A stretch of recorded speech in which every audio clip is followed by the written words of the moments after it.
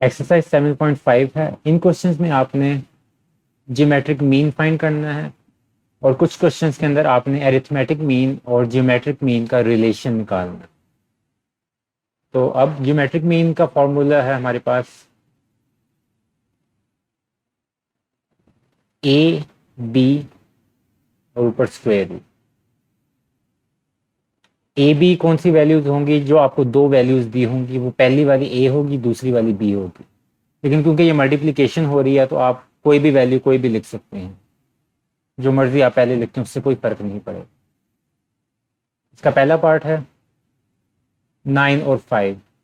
तो आप 9 को 5 से मल्टीप्लाई कर देंगे और उसका हम ले लेंगे स्क्वायर रूट। अब 9 5 से 45 होता है, लेकिन 45 किसी का परफेक्ट स्क्वायर रूट नहीं होता। तो इस वजह से हम 9 का अलग लेंगे और 5 का अलग लेंगे, क्योंकि 9 हमें पता है कि ये 3 का स्क्वायर रूट होता है। 3 का स्क्वायर 9 होता है और 9 का स्क्वायर रूट 3 होता है। तो इसका तो 3 आ गया और 5 किसी का भी स्क्वायर नहीं होता। तो ये 5 स्क्वायर रूट ऐसे ही आ जाएगा। ये हमारे पास पहला पार्ट हो गया। दूसरे पार्ट के अंदर उन्होंने लिखा हुआ है 4 और 9। तो आपने 4 को 9 से मल्टीप्लाई कर देना है और फिर स्क्वायर रूट ले लेना है। 4 9 36 होता है और 36 हमें पता है कि 6 का स्क्वायर रूट होता है, 6 का स्क्वायर होता है। तो यहाँ हमारे पास 6 आ जाएगा और इसको हम प्लस माइनस में लिखते हैं। जी ज्योमेट्रिक मीन सेकंड पार्ट का आ गया। उसके बाद हमारे पास थर्ड पार्ट है -2 और -8। तो -2 को आप मल्टीप्लाई कर देंगे -8 के साथ और ऊपर हम लेंगे स्क्वायर रूट। तो माइनस माइनस तो हमें पता है प्लस हो जाता है और 2 और 8 मल्टीप्लाई होकर हमारे पास हो जाएंगे 16। और उसके बाद 16 का स्क्वायर रूट आपको पता है कि 4 होता है।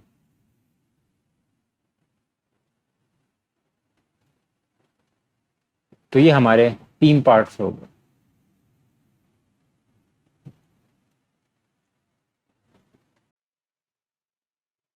ये वाले क्वेश्चंस बिल्कुल उसी तरह हैं जिस तरह आपने ए अरिथमेटिक मीन वाले क्वेश्चंस किए थे और उसके बीच में हमने अरिथमेटिक मीन्स इंसर्ट किए थे।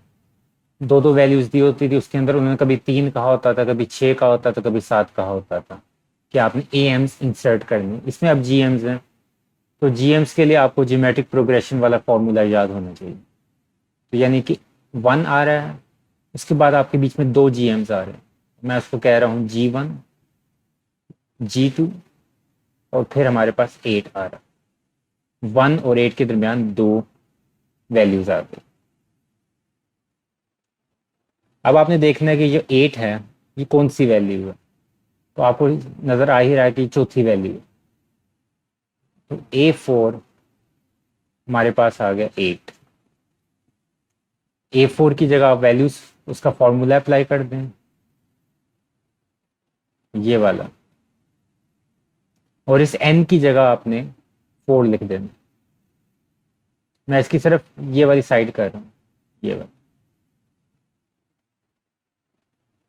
तो A1 R n-1 यानी कि 4 -1। अब A1 हमें पता है इस वाले क्वेश्चन के अंदर कि हमारे पास A1 जो है वो 1 है, जो फर्स्ट टर्म होती है।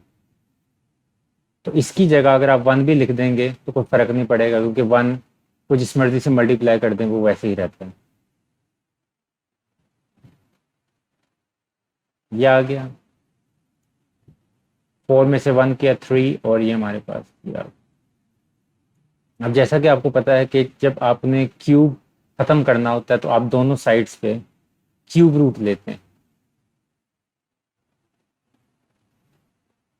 कैंसल आउट हो गया और आर की वैल्यू क्या आ गई? 2 आ गई।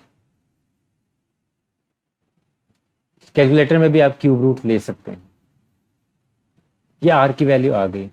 अब जब आर की वैल्यू आ गई तो अब आप G2 भी G1 भी निकाल सकते हैं और G2 भी निकाल सकते हैं।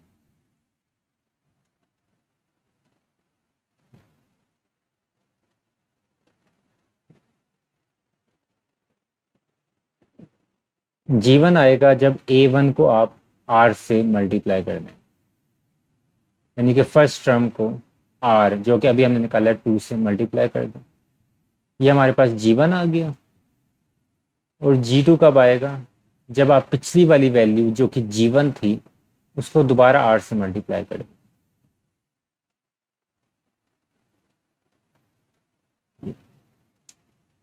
अब आप G1 और G2 की जगह ये वाली वैल्यूज इंसर्ट करेंगे और आपके पास पूरा जियोमेट्रिक सीक्वेंस आ जाएगा। 1 1 2 4 और 8, ये आप आखिर में लिख देंगे। 1 2 4 8 इज रिक्वायर्ड सीक्वेंस।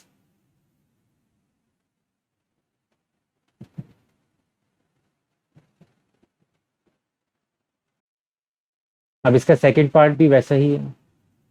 3 आएगा, उसके बाद बीच में 2 GMs आप इंसर्ट करेंगे, G1 G2 और आखिर में 81। अब इस पूरे सीक्वेंस की फोर्थ टर्म हमारे पास 81, तो A4 हमारे पास 81 आ गई। फिर पिछले की तरह आप इस पर फॉर्मूला अप्लाई करेंगे, A1 R n-1।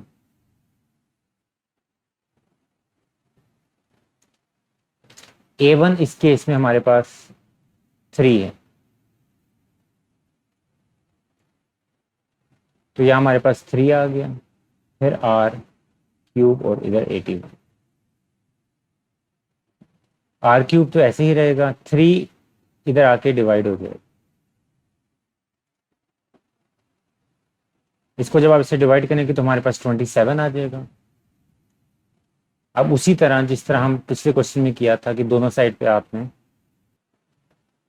Cube root ले लेना होता है।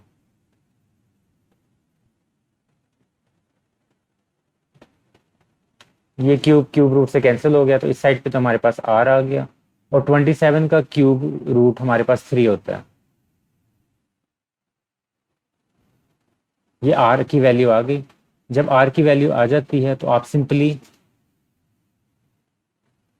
A1R लिखेंगे सबसे पहले, यानी कि फर्स्ट टर्म को R से मल्टीप्लाई करेंगे और अगली वैल्यू को, हर टर्म को आप R से मल्टीप्लाई करते जाएंगे तो अगली टर्म मिल जाएगी।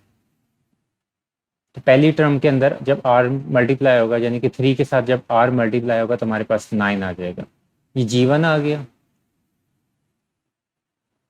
G2 कैसे निकलेगा? जब जो पिछली टर्म निकली थी उसको दोबारा आप R से मल्टीप्लाई करें, यानी कि 9 को आप दोबारा 3 से मल्टीप्लाई करेंगे तो 27 आ जाएगा। अब ये G1 G2 वाली वैल्यूज आ गई आपके पास, तो 3 9 27 और 81, ये आपके पास पूरा सीक्वेंस आ गया।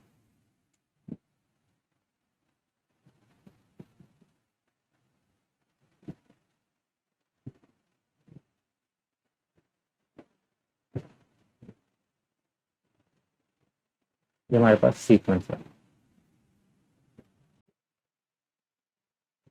ये क्वेश्चन पिछले क्वेश्चन की तरह है, बस इसके अंदर 3 GMs है हमारे पास जो आप इंसर्ट करने। 1 के बाद आएगा G1, फिर आपके पास आएगा G2, फिर आपके पास आएगा G3 और फिर आपके पास आखिरी वैल्यू आएगी 16। अब अगर आप आखिरी वैल्यू को देखें तो ये हमारे पास टोटल 5 वैल्यूज बन रही हैं। तो यहाँ हम लिखेंगे A5, जो कि हमारे पास फिफ्थ वैल्यू 16। और फिर आप A5 के अंदर फॉर्मूला अप्लाई करेंगे, AN is equal to A1R n-1 वाला। तो A5 क्या हो जाएगा? A1R n-1, n क्योंकि 5 था। उसके बाद A1 हमारे पास 1 है, इसको आप 1 ही लिखेंगे, तो 1 जिस मर्जी नंबर से मल्टीप्लाई हो जाए तो वो फर्क नहीं पड़ता। R हमारे पास पावर 4 आ गई। अब यहाँ आप फोर्थ रूट लेंगे, या इसको आसान अल्फाज में फोर्थ रूट हमने एक्सपोनेंशियल फॉर्म में भी पढ़ा था कि आप इसको 1/4 कहते हैं, यानी कि दोनों साइड पे आप 1/4 पावर लेंगे। ये तो इससे कैंसिल हो गया। और आपको पता है कि 2 जब 4 दफ़ा मल्टीप्लाई होता है तो हमारे पास 16 होता है। तो यहाँ से हमारे पास R की वैल्यू आ जाएगी 2। जब आर की वैल्यू आ गई तो अब आप आसानी से सारे नंबर्स फाइंड कर सकते। जीवन तो आपको पता ही है, पहला नंबर से पहली जो वैल्यू होती है उसको आप 8 से मल्टीप्लाई करते हैं। 1 मल्टीप्लाई बाय 2, 2 आ गया। फिर G2 होगा पिछली वैल्यू को दोबारा R से मल्टीप्लाई कर, G1 multiply by R, 2 multiply by 2 हमारे पास हो जाएगा 4। फिर G3 आप निकालेंगे, वो क्या होगा, पिछली वैल्यू जो कि G2 थी वो दोबारा 8 से मल्टीप्लाई होगी, बार बार आपको 8 से मल्टीप्लाई कर देंगे, तो 4 मल्टीप्लाई हो जाएगा 2 के साथ और हमारे पास हो जाएगा 8। तो अब रिक्वायर्ड सीक्वेंस क्या बना, पहली वैल्यू हमारे पास 1 थी, उसके बाद आगे ये जो 3 वैल्यूज आपने निकाली आप वो लिखेंगे, और आखिर में आप अपनी 5वीं वैल्यू जो सीक्वेंस की दी हुई है वो लिखेंगे, और ये आपके पास आ गया सीक्वेंस। इसका सेकंड पार्ट है, उसके अंदर 2 है, उसके बाद आप 3 G's इंसर्ट कर देंगे और आखिर में 32 है।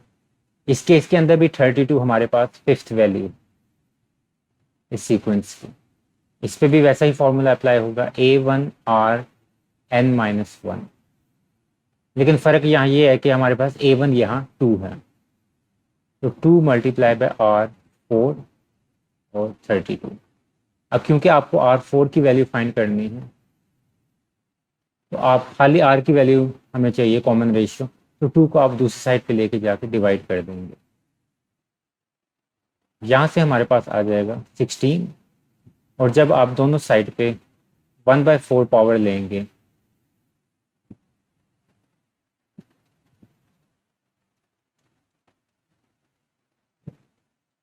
ये 4 4 से कैंसिल हो गया, तो 16 पावर 1/4 अभी हमने पहले भी निकाली है वो 2 होती है। उसके बाद आपके पास सारी वैल्यूज़ हैं, A1 तो है ही, तो आप सारी वैल्यूज़ इसके ज़रिए निकालेंगे। सबसे पहले A1R, तो पहली वैल्यू हमारे पास 2 थी, तो 2 को 8 से मल्टीप्लाई करेंगे जो कि 2 ही है, तो 2 2 4 हो गया। फिर अगली वैल्यू निकालने के लिए पिछली वैल्यू दोबारा यूज़ करेंगे और उसको दोबारा 8 से मल्टीप्लाई कर देंगे, यानी कि 4 को आप 2 से मल्टीप्लाई करेंगे तो 8 आ जाएगा। उसके बाद आप G3 निकालने के लिए पिछली वैल्यू जो कि G2 थी इसको आप 8 से मल्टीप्लाई करेंगे दोबारा से, तो 8 मल्टीप्लाई बाय 2 हमारे पास 16 आ जाएगा। अब हमारे पास 3 वैल्यूज ये और दो वैल्यूज एंड पॉइंट्स वाली, पहली वैल्यू 2 थी, फिर 4 8 6 जो 16 जो अभी हमने निकाली, और आखिरी वैल्यू जो फिफ्थ वैल्यू हमें दी थी वो 32 थी। ये हमारे पास रिक्वायर्ड सीक्वेंस है। इस क्वेश्चन के अंदर वही चीज़ निकालनी है आपने, लेकिन अब 4 GMs आपने इंसर्ट करने हैं। तो पहले 3 आया, फिर G1, G2, G3, G4 और उसके बाद आपने आखिरी वैल्यू लिखी। ये हमारे पास 4 G आ गए। अब आपने देखना कि आखिरी वैल्यू कौन से नंबर पे आ रही है, तो वही छठे नंबर पे आ रही है, तो ये आ गया। उसके बाद जैसे हम पिछले क्वेश्चन में कर रहे थे इसके ऊपर आप फॉर्मूला अप्लाई करेंगे, A1R(n-1), n ये वैल्यू होती है। अब A1 हमारे पास क्या है 3, तो 3R और 6 - 1 5,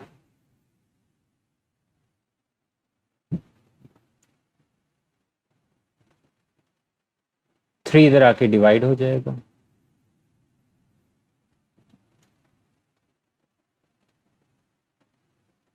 तो हमारे पास 32 आ गया।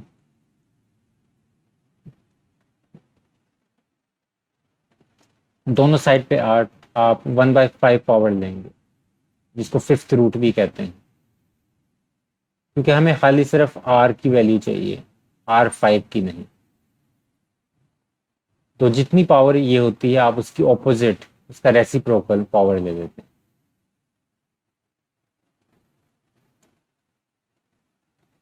इसका डायरेक्ट आंसर तो पता ही है कि 2 ही आता है, क्योंकि 2 को आप 5 दफ़ा मल्टीप्लाई करें तो वो 32 बनता है।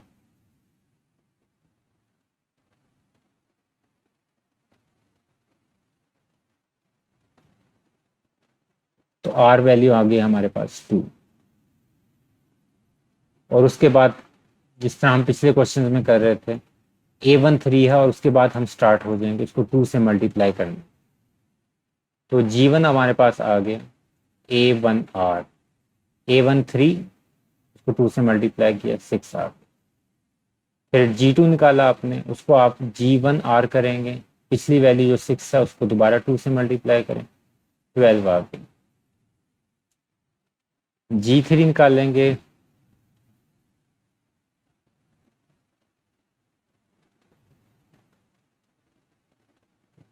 फिर G4 निकालेंगे,